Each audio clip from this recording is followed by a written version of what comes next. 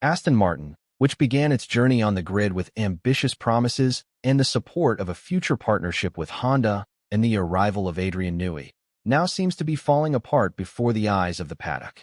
And at the center of the storm, two protagonists, Fernando Alonso, who didn't mince words when he said on the radio, "It's crazy that you guys never get it right with me," and Lance Stroll, who summed up his Sunday in one harsh phrase, "That was the worst shit I've ever driven."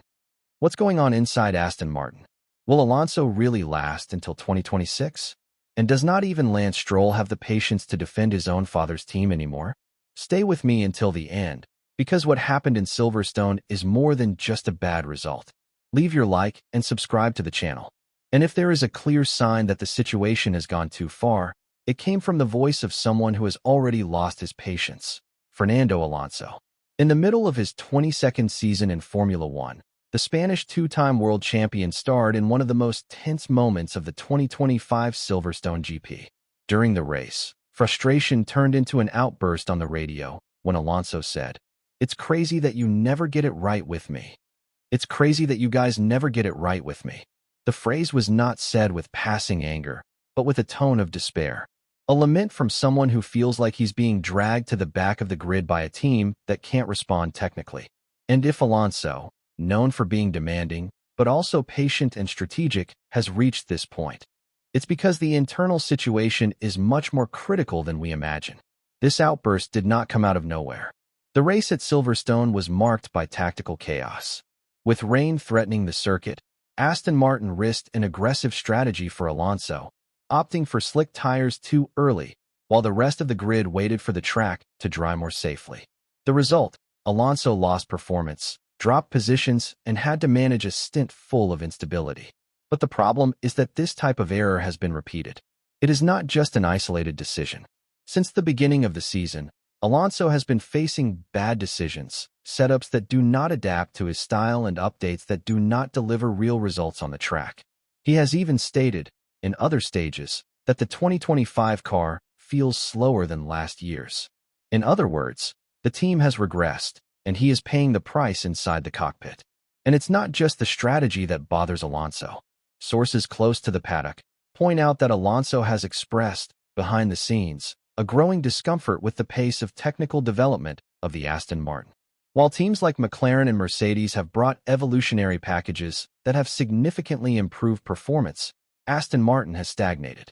The aerodynamic updates delivered in Barcelona and Austria have not had the expected effect, and in Silverstone, on a track that demands balance in high-speed corners, the lag became even more evident. But what stands out the most is the tone of the sentence. When Alonso says that the team never gets it right with him, he is not just referring to the race itself, but to a pattern. It is as if he is questioning the entire partnership with Aston Martin. The two-time champion has been with the team since 2023, and, despite having started with good results, he has seen the team lose its technical and mental edge since the second half of 2024. What's more, Alonso is a driver who, historically, does not remain silent for long when he feels that he is in an environment that is not delivering. He left McLaren, Ferrari, and Alpine for similar reasons, unfulfilled promises. And at this moment, Aston Martin seems to be following the same script, with the difference that now, his time is running out. But is it Alonso's fault or the team's?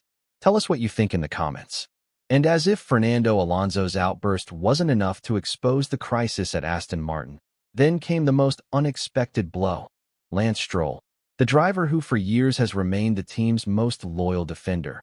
After all, it is run by his own father, Lance Stroll, went straight to the point, without filters, without diplomacy. Over the radio, with his irritation overflowing, Lance said, "This is the worst F***ing car I've ever driven." Asterisk translated for those who didn't hear clearly. This is the worst piece of junk car I've ever driven. A sentence that says more than any press conference. It was a raw outburst from someone who can no longer try to hide their frustration.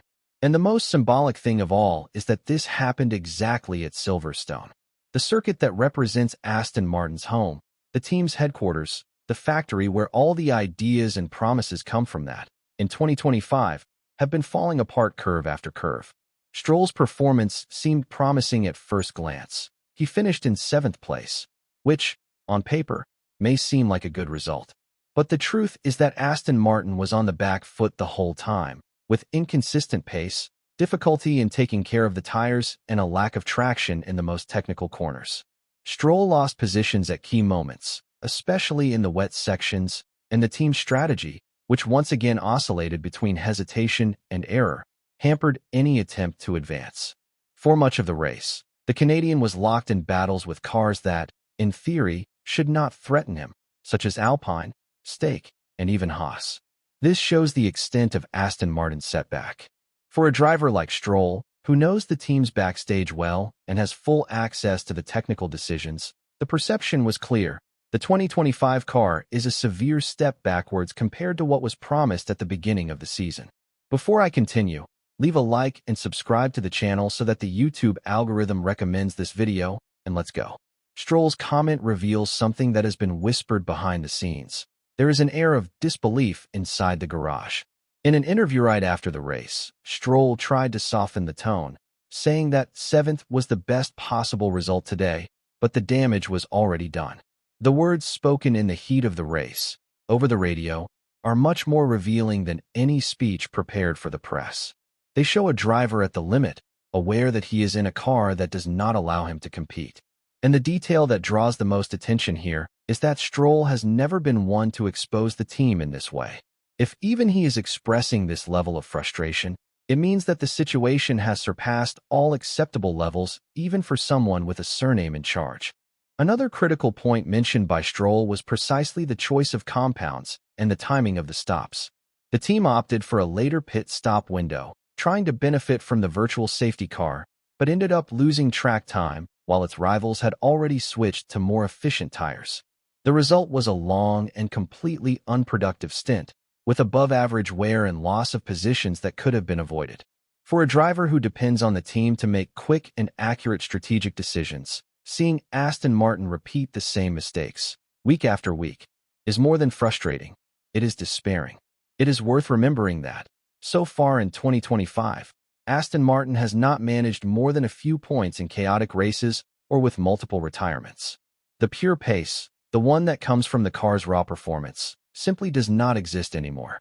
Silverstone is, by nature, unpredictable, and when the British weather decides to show its classic instability, it separates those who have an efficient technical reaction from those who are still trying to find their identity. In 2025, Aston Martin was put to this test and failed once again. The race was marked by rapid changes in track conditions, dry stretches, wet stretches, uncertain forecast, and the specter of rain always looming over the pits. Team principal Mike Crack tried to minimize the damage in a post-race interview, saying that reading the mood at Silverstone is always a challenge, and that it's not fair to judge the entire team on split-second decisions in uncertain conditions. But the reality is that these decisions have been piling up. Silverstone was just one more example. Alonso had already complained about similar decisions in Miami, Barcelona, and Spielberg. Stroll, more restrained, is now also beginning to speak out more intensely. What was previously seen as a bad phase is now becoming a repeated pattern. But tell me, what did you think of this video? Comment below because I want to know your opinion, and be sure to like and subscribe to the channel so you don't miss anything.